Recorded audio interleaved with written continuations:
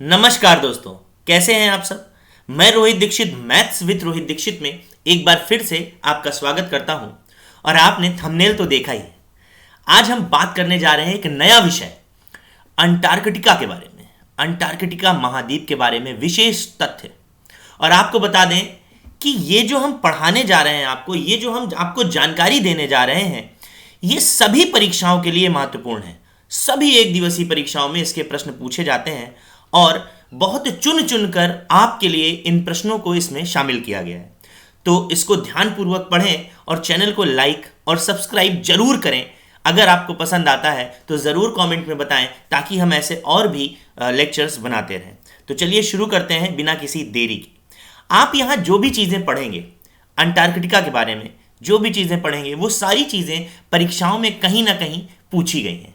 आप पिक्चर्स तो देख ही रहे होंगे और इन पिक्चर्स को देखकर मेरा उत्साह इतना बढ़ जाता है तो आपका उत्साह तो बहुत ज़्यादा बढ़ जाएगा और बढ़ गया होगा कि अंटार्कटिका के बारे में हमें इतनी जानकारी मिल रही है। तो चलिए शुरू करते हैं और आगे बढ़ते हैं और देखते हैं कौन कौन से प्रश्न किस तरह से हमसे पूछे जाते हैं और उन्हीं के बारे में विशेष जानकारी और इस पर चर्चा होगी। चलिए, लिखा है पूरी दुनिया में एकमात्र ऐसी जगह है जहां 6 महीने दिन और 6 महीने रात होती है।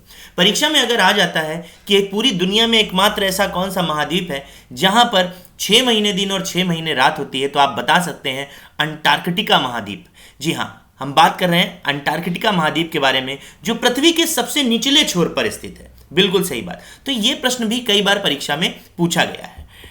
अगर हम बात करें तो देखिए यहाँ पर एक नई चीज हम देख रहे हैं कि बर्फ से ढके अंटार्कटिका को दुनिया भर में लाखों लोगों के लिए एक ड्रीम ट्रैवल डेस्टिनेशन माना जाता है। बिल्कुल सही बात है। एक ये सपना ही है हम लोगों का, सभी लोगों का, कि एक बार हम घूमने जाएं, यात्रा करने जाएं। कहाँ पर? अंटार्कटिका पे। बहुत सुकून मिलता है। यहाँ तक कि अगर आप ब्लॉग्स देखेंगे, यूट्यूब पर देखेंगे, तो आपको समझ में आएगा कि लोग वहाँ जाकर कितना जाने के लिए कितने उत्साहित होते हैं और कितना अच्छा लगता है। यानी एक ड्रीम ट्रैवल डेस्टिनेशन इसको बोलते हैं। तो अगर परीक्षा में कभी आ जाता है कि एक ड्रीम ट्रैवल डेस्टिनेशन अंटार्कटिका को क्यों बोलते हैं, तो आप बता सकते हैं। ठीक है, चलिए आगे बढ़ते हैं।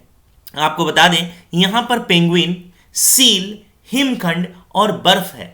यानी अगर परीक्षा में आता है कि कौन सा ऐसा महाद्वीप है जहां पर पेंगुइन, सिल्व, हिमखंड और बर्फ की भूमि है, तो अंटार्कटिका महाद्वीप एक ऐसा महाद्वीप है जो पेंगुइन, सील, हिमखंड और बर्फ की भूमि है। आप चित्र में देख सकते हैं, बहुत प्रयास किया गया है कि आपको जो चीज़ें बताई जाएं उनको चित्र के द्वारा समझाया जाए। और आप देख रहे हैं चित्र में यहाँ पर कि सील भी है और पेंगुइन भी है। बाकी बर्फ तो आप जानते ही हैं। तो चलिए अगली स्लाइड देखते हैं।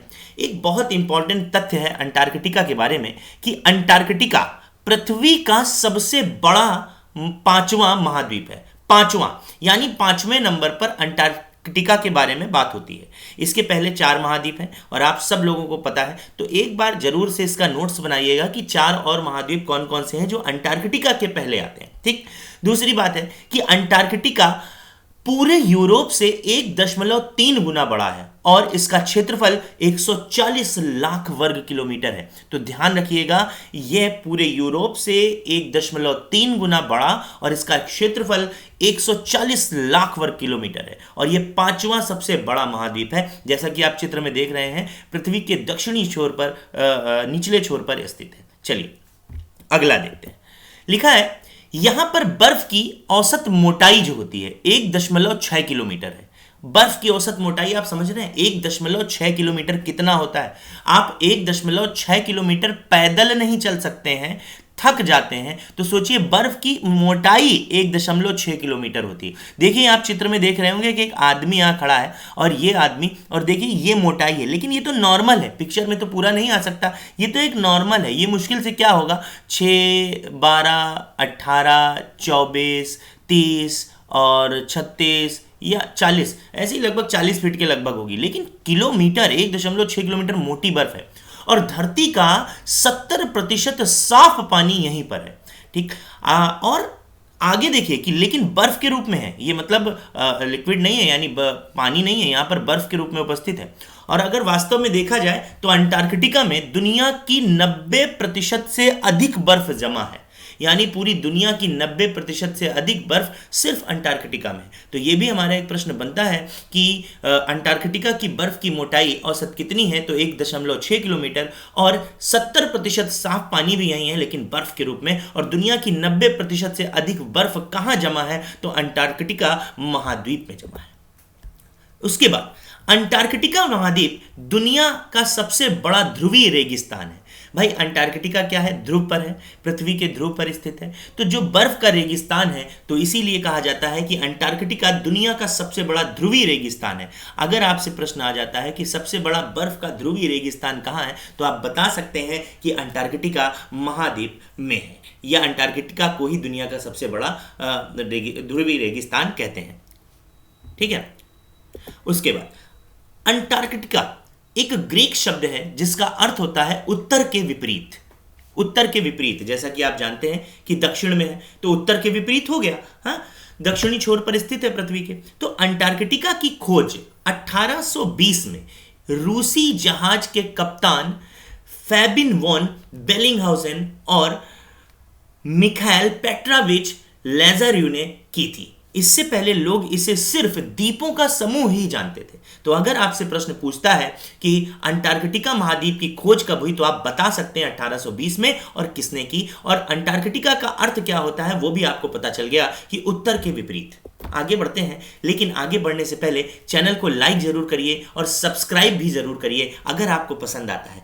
तो हम आगे बढ़ते हैं और अगली बात यानी अगली स्लाइड पर चलते हैं कि अंटार्कटिका में 22 मार्च से 23 सितंबर तक सूर्योदय नहीं होता। देखिए आपको पिक्चर्स के थ्रू समझाया गया कि 22 मार्च से 23 सितंबर तक सूर्योदय ही नहीं होता है, और 24 सितंबर से 21 मार्च के बीच सूर्यास्त नहीं होता। दो पिक्चर्स के थ्रू आपको समझाया गया है।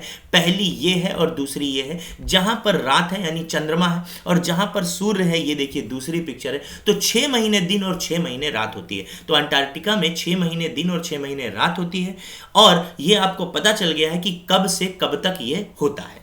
ठीक, आगे देखें तो अंटार्कटिका में स्थित पार अंटार्कटिक पर्वत, एक पर्वत है जिसका नाम है ट्रांस अंटार्कटिक माउंटेन। ये इसे दो भागों में विभाजित करता है, पूर्व और पश्चिम भाग में। तो अगर आपसे एग्जाम्स में पूछा जाता है कि पार अंटार्कटिक पर्वत या ट्रांस अंटार्कटिक माउंटेन कहां पर है, तो आप बता सकते हैं अंटार्कटिका महाद्वीप में है, और इसे दो भाग यानी पूर्व और पश्चिम में विभाजित करता है। अंटार्कटिका दुनिया का सबसे शुष्क स्थान है, driest place in the world. इतना ही नहीं, दुनिया का सबसे शुष्क स्थान भी अंटार्कटिका में है, जिसे ड्राई वैलीज कहते हैं। ठीक, शुष्क स्थान, शुष्क की बात करें, शुष्क का मतलब होता है ये एक विशेषण है। ये शब्द जो है एक विशेषण है जो विशेषता बताता है, शुष्क है ना, जिसका अर्थ होता है, शुष्क का अर्थ क्या होता है, ठंडा होता है। क्या होता है शुष्क का अर्थ, ठंडा, जो नम ना हो, जो नम ना हो, जो नम ना हो, ठंडा हो लेकिन नम ना हो। ठीक, दूसरी तरह से कह सकते हैं जहां वर्षा ना ही हुई हो, वर्षा ना ही हुई हो, ना ही हुई हो, और ना होती हो, ना होती हो, ये होता है हमारा क्या, शुष्क स्थान। ठीक है, तो दुनिया का सबसे शुष्क स्थान कहां पर है, यह है अंटार्कटिका में, और अंटार्कटिका में भी दुनिया का ही सबसे शुष्क स्थान पाया जाता है जिसे ड्राई वैली कहते हैं। ठीक, आगे देखते हैं कि पृथ्वी का एकमात्र महाद्वीप है जहां पर सांप बिल्कुल नहीं है। एग्जाम में पूछा जा चुका है ये प्रश्न, इसीलिए मैंने आपको दिया कि कौन सा ऐसा महाद्वीप है जहां पर बिल्कुल भी सांप नहीं है, तो अंटार्कटिका महाद्वीप में सांप नहीं है। और अंटार्कटिका महाद्वीप एकमात्र महाद्वीप है जहां पर कोई भी समय क्षेत्र नहीं है। क्यों? क्योंकि 6 महीने दिन होती है और 6 महीने रात होता है, तो इसलिए यहां पर कोई भी समय क्षेत्र नहीं। आगे की बात करें तो अंटार्कटिका में एक भी ध्रुवीय भालू नहीं है, क्योंकि ध्रुवीय भालू सिर्फ आर्कटिक में पाए जाते हैं। आर्कटिक यानी कहां, उत्तर में, तो इसलिए ये दक्षिण में होने के कारण यहां पर कोई भी ध्रुवीय भालू नहीं है। चलिए, तो अब आपको एक क्वेश्चन और पता चल गया, एक प्रश्न हमारे स्लाइड के थ्रू कि हम अंटार्कटिका में कोई भी ध्रुवीय भालू नहीं है, और ध्रुवीय भालू पाए जाते हैं तो सिर्फ कहां, आर्कटिक में पाए जाते हैं। ठीक है, चलिए आगे बढ़ते हैं। अंटार्कटिका की मुख्य वनस्पति लाइकेन काई है। काई का नाम आप लोगों ने सुना होगा। देखिए लाइकेन काई आपको पिक्चर्स के थ्रू समझाया गया है। देखिए ऐसे उगती है ये, और ये पास से इसकी फोटो ली गई है, तो ये ऐसे, तो पिक्चर्स के थ्रू आपको बताया गया है कि अंटार्कटिका की मुख्य वनस्पति लाइकेन काई है, काई। ठीक है, आगे बढ़ते हैं। अंटार्कटिका धरती का सबसे कम आबादी वाला महाद्वीप है। यानी अगर परीक्षा में पूछा जाता है कि सबसे कम आबादी वाला महाद्वीप कौन है, तो आप बता सकते हैं अंटार्कटिका है धरती का सबसे कम आबादी वाला महाद्वीप। आगे बढ़ते हैं कि दुनिया का सबसे बड़ा ग्लेशियर लैम्बर्ट ग्लेशियर अंटार्कटिका महाद्वीप पर स्थित है। ग्लेशियर, अगर आपसे परीक्षा में पूछा जाए कि ग्लेशियर सबसे बड़ा कहां पर है, तो आप बता सकते हैं अंटार्कटिका महाद्वीप में दुनिया का सबसे बड़ा ग्लेशियर है, जिसको हम कहते हैं लैम्बर्ट ग्लेशियर। ठीक है, आगे बढ़ते हैं और आपको बताते हैं कि जब बर्फ की टोपियों से बर्फ के बड़े बड़े टुकड़े टूटकर समुद्र में तैरने लगते हैं, उन्हें हम हिमखंड कहते हैं। हिमखंड की बात करें तो इन्हें हम आइसबर्ग बोलते हैं। क्या बोलते हैं? आइसबर्ग। क्या बोलते हैं? आइसबर्ग। आइसबर्ग बोलते हैं इनको, यानी जो हिमखंड होते हैं उनको बोलते हैं आइसबर्ग। और अब तक का सबसे बड़ा हिमखंड मार्च 2000 में टूटा था, जो 170 मील लंबा और 25 मील चौड़ा था। सोचिए क्या लंबाई चौड़ाई होगी। तो ये दुनिया का अब तक का सबसे बड़ा हिमखंड टूटा है, और जो समुद्र में तैरने लगा उसका जो मेजरमेंट यानी जो लंबाई चौड़ाई थी वो था 170 मील लंबा और 25 मील चौड़ा। ठीक है, तो आगे बढ़ते हैं। पिक्चर्स के थ्रू आपने देखा होगा कि हिमखंड देखिए किस तरह से हिमखंड होते हैं। चलिए आगे बढ़ते हैं और देखते हैं कि आगे हमें क्या देखना है। वैज्ञानिकों के अनुसार अगर वेस्ट अंटार्कटिका पर जमी बर्फ अगर पिघल जाती है तो दुनिया के समुद्र का जल स्तर 16 फीट बढ़ जाएगा। 16 फीट आप जान रहे हैं कितना बढ़ जाएगा? दुनिया के समुद्र का जल स्तर, आप सोचिए एक औसत मनुष्य का जो औसत मनुष्य है उसकी ऊंचाई होती है लगभग 6 फीट या 5 से 6 फीट मान लें, हम 6 फीट मान लेते हैं। मान लीजिए 6 फीट होती है एक औसत मनुष्य की ऊंचाई। अब आप सोचिए 16 फीट बढ़ जाएगा। 16 फीट का मतलब क्या? 6 6 12 और 6 18, अगर देखा जाए तो लगभग 3 गुना हो जाएगा हमसे, हमारी ऊंचाई से अगर देखा जाए तो 5 से 6 फीट तो एक एवरेज मनुष्य की ऊंचाई होती है, उससे 3 गुना 16 फीट। अगर 16 फीट बढ़ गया तो आप सोचिए कि दुनिया की स्थिति क्या होगी। तो अगर वहां की जमी बर्फ पिघली तो दुनिया के समुद्रों का स्तर 16 फीट बढ़ जाएगा। और ऐसा हो भी सकता है। क्यों हो सकता है वो भी मैं आपको बता दूं, क्योंकि इतना प्रदूषण, इतना पॉल्यूशन है, तो इस पॉल्यूशन के कारण बर्फ तो पिघल ही रही है और धीरे धीरे ये बर्फ पिघलेगी आगे। अगर वैज्ञानिकों की रिसर्च है, रिसर्च में कुछ लाखों वर्षों के बाद ये सारी बर्फ पिघल जाएगी और पूरी दुनिया में इसी तरह से तबाही आ जाएगी। ठीक है, तो आपने देखा, आपको हमारा ये सेशन कैसा लगा उसके लिए आप लाइक करिएगा, सब्सक्राइब करिएगा, शेयर करिएगा और ज़रूर कमेंट करके बताइएगा कि कैसा लगा, ताकि हम आपको और भी ऐसे वीडियो आपके लिए लेकर आएँ। थैंक यू, आपसे मिलते हैं अगले वीडियो में। नमस्कार।